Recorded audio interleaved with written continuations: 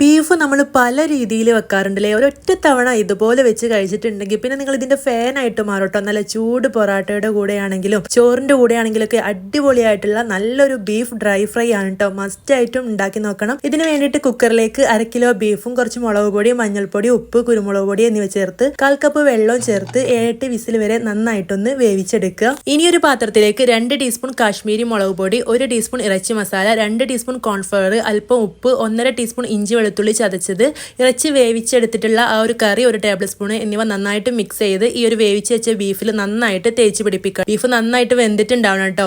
ഇനി ഇതിലേക്ക് 1/2 table spoon വിനാഗിരിയും 1 teaspoon chilli ഫ്ലേക്സും ചേർത്ത് നന്നായി മിക്സ് ചെയ്ത് അരമണിക്കൂർ മാറ്റി വെക്കുക. അപ്പോൾ ഇതിലേക്ക് വേണ്ടി ഞാൻ കൊച്ചമ്മിണീസിന്റെ പ്രോഡക്റ്റ് ആണ് കേട്ടോ മസാലപ്പൊടികൾ ഉപയോഗിച്ചിട്ടുള്ളത്. മല്ലിപ്പൊടി, കാശ്മീരി മുളക് പൊടി, ചിക്കൻ മസാല, ഇറച്ചി മസാല, കുരുമുളക് പൊടി, ഗരം മസാല, വലിയ ജീരകം, ചെറിയ ജീരകം തുടങ്ങി എല്ലാ പ്രോഡക്ട്സും അവൈലബിൾ ആണ് കേട്ടോ. നല്ല ക്വാളിറ്റിയുള്ള നല്ല രുചിയും മണമുള്ള മസാലപ്പൊടികളാണ് കേട്ടോ.